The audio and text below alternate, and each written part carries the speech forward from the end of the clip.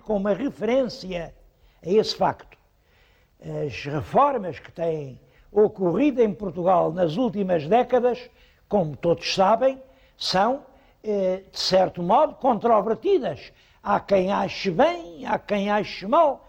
A única que é unânime, acerca da qual toda a gente está de acordo, é esta do Estatuto da Autonomia das Ilhas Açorianas. Não há dúvida de que este novo regime jurídico veio permitir progressos que todos os portugueses de há muito desejavam.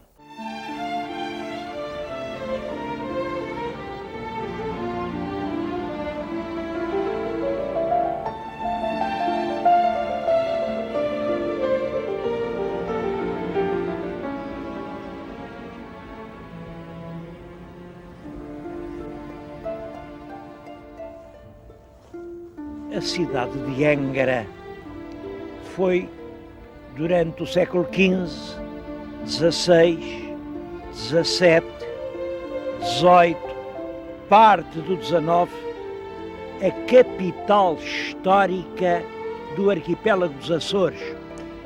Por isso é ainda hoje um verdadeiro álbum de recordações históricas. Tive dificuldade em escolher, em selecionar os assuntos, não digo mais importantes, mas talvez que possam interessar mais num programa desta natureza. Escolhi sete, e daí o título do programa, 7 histórias de uma vez. Previno já que nem tudo são histórias. Primeiro é Angra e um aforismo. Há um aforismo, uma maneira de dizer do povo, que diz que vale mais a quem Deus ajuda do que a quem muito madruga. Mas Angra desmente esse aforismo. Sem dúvida, Deus ajudou a Ilha Terceira. Nos Açores não há portos naturais, a não ser este. Aqui, na Terceira, há esta reentrância profunda e apertada. Angra quer dizer isso mesmo. Esta Angra, que foi realmente o grande porto durante os séculos das navegações à vela. Bom, parece que Deus ajudou Angra, mas como as outras cidades não tinham portos naturais, tiveram que construir os seus portos artificiais. Madrugaram, e o que se viu é que mais vale a quem muito madruga do que a quem Deus ajuda, porque a cidade de Ponta Delgada, em virtude do seu magnífico porto artificial, tornou-se rapidamente o grande centro das atividades económicas do arquipélago que hoje é.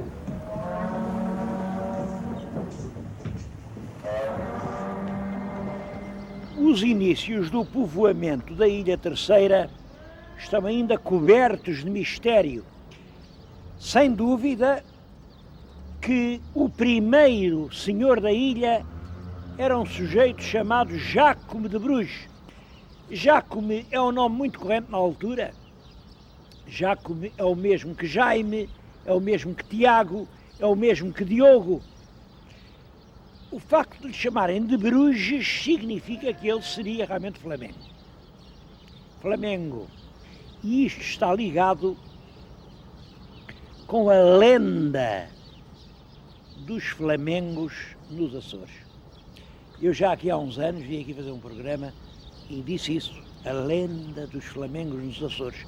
Nessa altura pedi desculpa, disse, vocês desculpem, eu digo lenda porque isso não tem nenhum fundamento histórico. E tenho que dizer lenda, mas peço desculpa, que sei que vocês julgam que é verdade.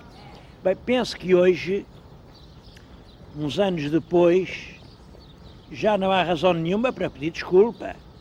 Na Portugália, pediram a um grande historiador, ao Charles Verlinden, um grande historiador, belga um estudo sobre os flamengos nos Açores e ele acabou definitivamente com isso. Claro que não houve nenhuma colonização flamenga nos Açores e os Açores foram feitos por portugueses.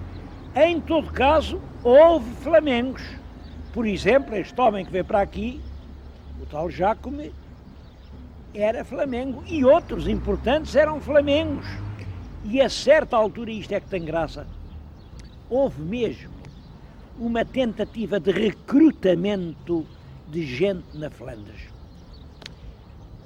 O que se passava era isto, é que ao passo que a Ilha da Madeira tinha sido um louvar a Deus de dar dinheiro, os portugueses chegaram lá e aquilo, como dizia um cronista, era a terra da promissão. Há um que até diz que aquilo, as reses ainda mamavam e já pariam. Foi uma coisa fabulosa e aqui não era assim. Estas ilhas eram vulcões, a terra era muito dura, era preciso primeiro romper à força do ferro buracos na terra para meter o... E não havia mão de obra para isso, não havia. Então há uma tentativa de recrutar gente que viesse para aqui, realmente na Flandres. Há uma notícia que julgo que é que se deve seguir, que é o relato do Valentim Fernandes. Dizia ele que em 1477, e será mais ou menos isso, 77, um tal Frei Pedro, um franciscano, foi à Flandres falar com a duquesa, a Dona Isabel, que, como sabem, era portuguesa, e que a Dona Isabel o pôs em contacto com um tal Joste de Utra, um fidalgote pobre, arruinado, que precisava de se arrumar de qualquer maneira, e que o frade convenceu o Dutra a vir para os Açores. Naturalmente contou-lhe maravilhas, disse que isto aqui era um céu aberto, havia prata e havia estanho, disse que eram as célebres ilhas do açúcar português, que era mentira. As ilhas do açúcar era a Madeira. Mas enfim, o Dutra lá conseguiu arranjar 15 companheiros que vieram com ele. É claro, vieram e ao fim de uns meses, parece que de um ano, tinham gasto tudo quanto traziam. A terra aqui é muito dura e os colonos, eram 15, revoltaram-se contra o Jost von Dutra. Revoltaram-se. Ele teve que fugir para Portugal.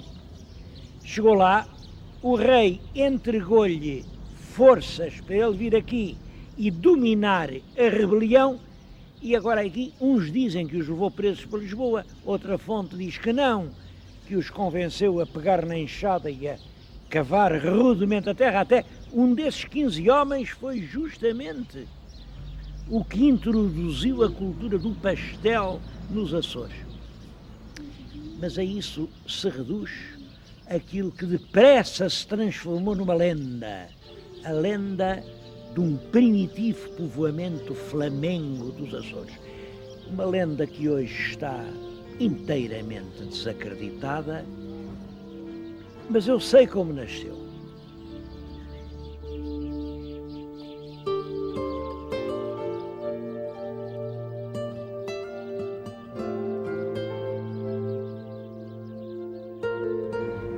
Aqui a este sítio chamavam o Porto das Pipas. Porto das Pipas porque havia sempre grandes pipas onde faziam aguada os navios que acabavam de atravessar o Atlântico ou que iam iniciar a sua viagem. E com este lugar está relacionada uma história importante. Foi aqui que chegou Vasco da Gama depois da viagem da descoberta do caminho marítimo para a Índia. Porque no regresso o irmão Paulo da Gama adoeceu gravemente. Bom, é preciso saber que quando o navegador fazia um descobrimento importante, tinha direito a alvíceras. Alvíceras era o que El Rei dava por ter sido atingido o objetivo procurado. Imaginem a importância das alvíceras por ter sido descoberto o caminho marítimo para a Índia, que era a grande corrida do século. Portugal e Castela empenhavam-se à procura do caminho marítimo para a Índia, tinha havido aquela viagem do Colombo.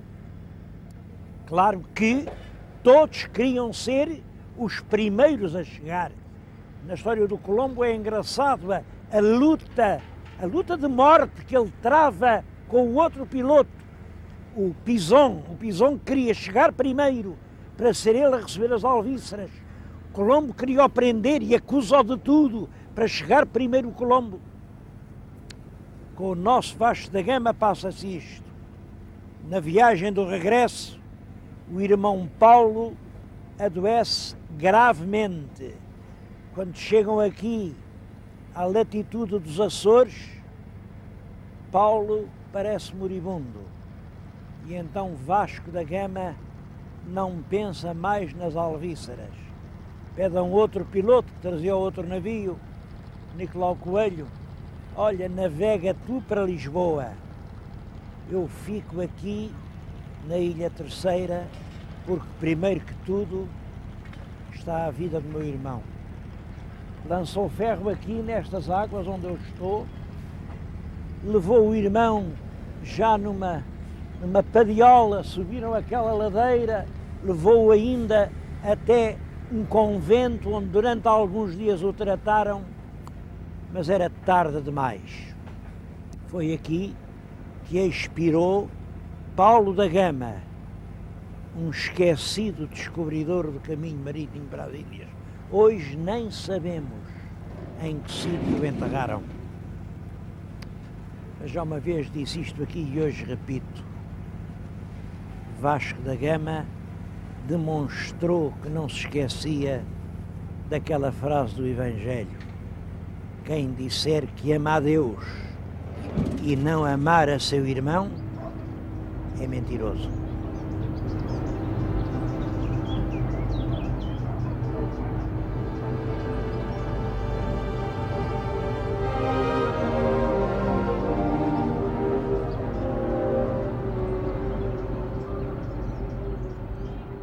A viagem de Vasco da Gama, como a viagem do Cristóvão Colombo, vieram revelar toda a importância que as ilhas dos Açores tinham para as comunicações entre os continentes.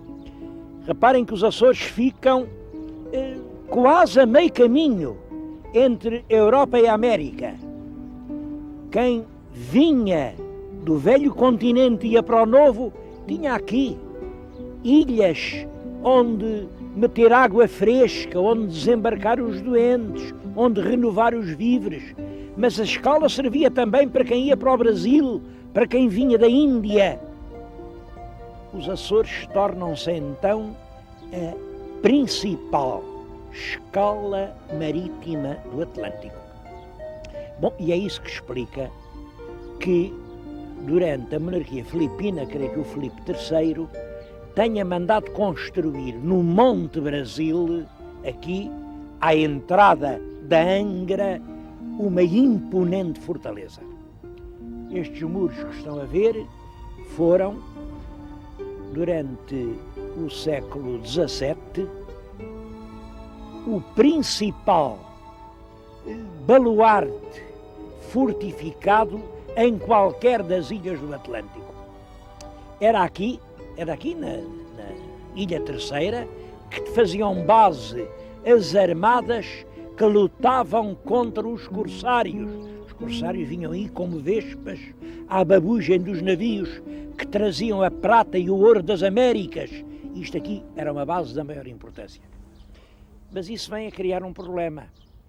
Quando, no 1º de dezembro de 1640, os portugueses proclamaram a independência, esta fortaleza tinha uma forte guarnição castelhana. E naturalmente que esta gente, com uma fortaleza com toda esta resistência, com reservas de víveres enormes, não aceitou essa ideia de proclamar agora rei de Portugal, o tal Duque de Bragança. Não, aqui continuou El Rei Felipe. E é então que se dá a epopeia da reconquista do castelo pela população de Angra. A metrópole, coitada, estavam lá no reino, estavam atrapalhados com tantos problemas que não puderam mandar ajuda nenhuma. Mas a população açoriana, sobretudo os terceirenses, durante cerca de um ano, fizeram uma guerra sem quartel ao castelo. Eles não queriam saber, aqui é que havia mais armas, havia canhões, podiam destruir a cidade. Não tiveram medo. Salientaram-se nessa luta 3 irmãos tanoeiros. Não sei os nomes deles, porque até hoje só chegaram os seus alcunhas. Eram os 3 irmãos Nossa Terra. Mas vejam lá se alguém pode ter um nome mais bonito. Nossa Terra.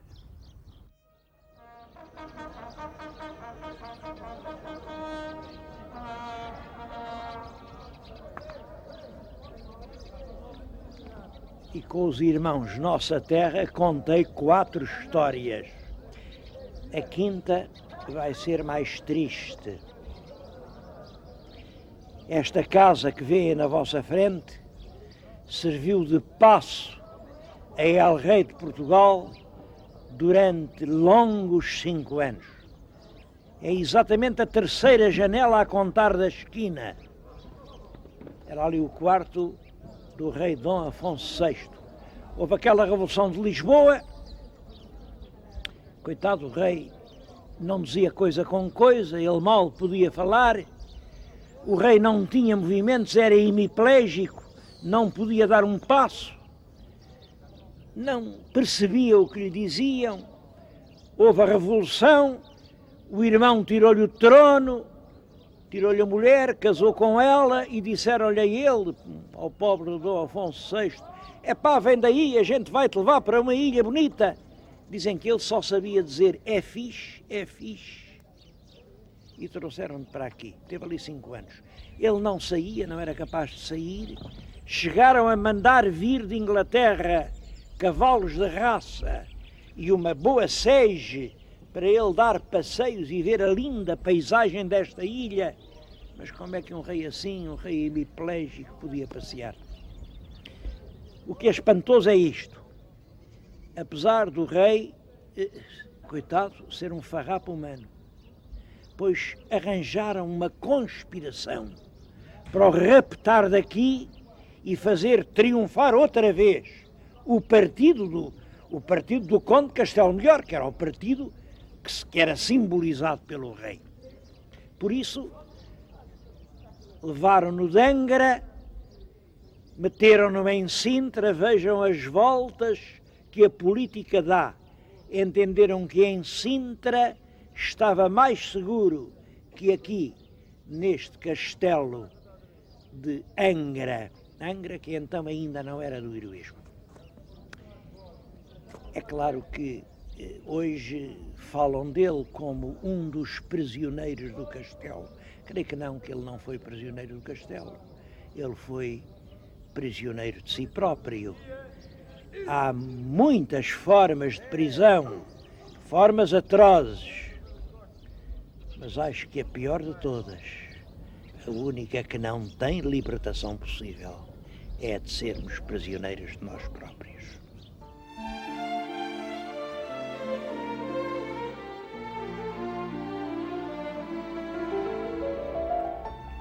Sexta história. Angra hoje chama-se Angra do Heroísmo. O que estão a ver é a Carta Régia da Rainha Dona Maria II que muda o nome à terra já secular. Em vez de Angra, Angra do Heroísmo. E ao lado as insígnias da Torre Espada que a Rainha lhe deu quando lhe mudou o nome. Do heroísmo porquê? Bom, isso liga-se com a implantação do liberalismo em Portugal. Como sabem, é uma história difícil é um xadrez complicado, um xadrez de bispos da diagonal, de saltos de cavalo, de cheques ao rei. É uma história muito complicada. Eu vou só dizer o seguinte. Em 1820 faz-se uma revolução liberal em Portugal. A revolução queria duas coisas. Uma Constituição moderna e o Brasil outra vez colónia. Mas o resultado da revolução foi, de certo modo, desastroso. Constituição arranjou-se, é a Constituição de 22. Mas no mesmo ano da Constituição, o Brasil tornou-se definitivamente independente. Ninguém tinha esperado por isso. E toda a gente que tinha querido ansiosamente a Revolução agora estava contra ela, porque dependia era do comércio do Brasil. Isso faz nascer a Contra-Revolução, que culmina em 1828 com aquilo que se chama a usurpação. Usurpação é o ato formal, enfim, pelo qual Dom Miguel reassume a realeza absoluta em Portugal. E a usurpação verificou-se em todo o país. Em todo o país, menos na Ilha Terceira. Aqui, pessoas notáveis locais disseram, não, nós juramos a Carta Constitucional outorgada por Dom Pedro e vamos ser fiéis à Carta. Eles sabiam muito bem que a Carta representava o liberalismo, o futuro, e mantiveram-se fiéis à Carta. Como foi o único reduto que